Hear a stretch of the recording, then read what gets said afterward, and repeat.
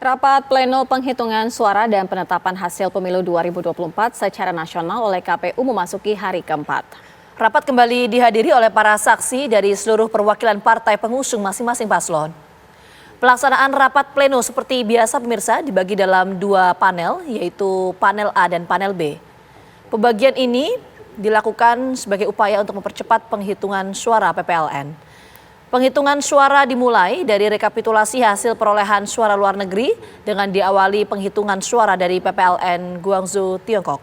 Setelah penghitungan suara PPLN Guangzhou, dilanjutkan dengan PPLN Harare, Zimbabwe.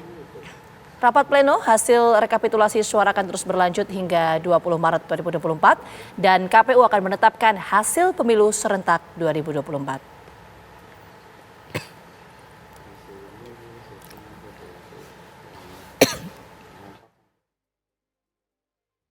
Lantas bagaimana informasi terbaru mengenai rapat pleno penghitungan suara dan juga penetapan hasil pemilu 2024 secara nasional?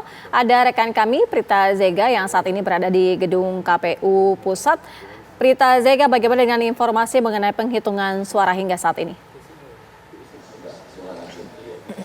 Ya, selamat siang Sira dan juga Vita. Hingga pukul 14.41 waktu Indonesia Barat, sejak kami pantau tadi sejak pukul 10, di mana rapat pleno ini dimulai, sudah ada 7 PPLN yang berhasil dirampung oleh KPU RI. Di mana tadi seperti yang Anda informasikan, untuk mempercepat hasil ataupun rekapitulasi penetapan suara khususnya ini PPLN ataupun panitia pemilihan luar negeri, KPU membaginya dalam dua panel, yakni panel A dan juga panel B.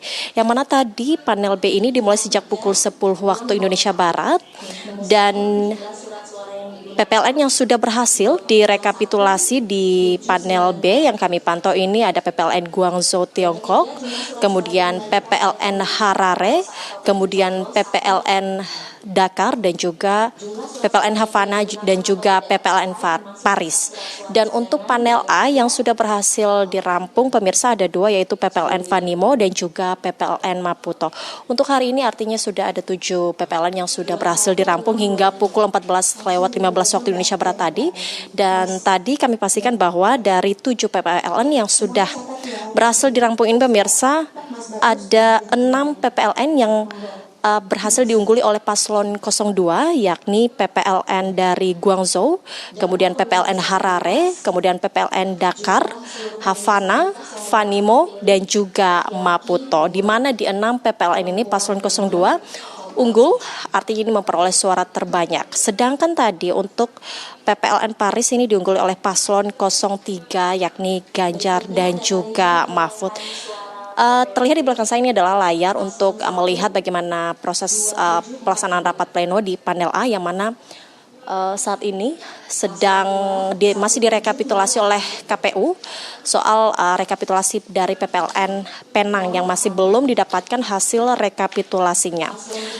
Kalau kita hitung dari rekapitulasi di hari pertama ini, hari pertama mendapati PPLN ada 7 PPLN.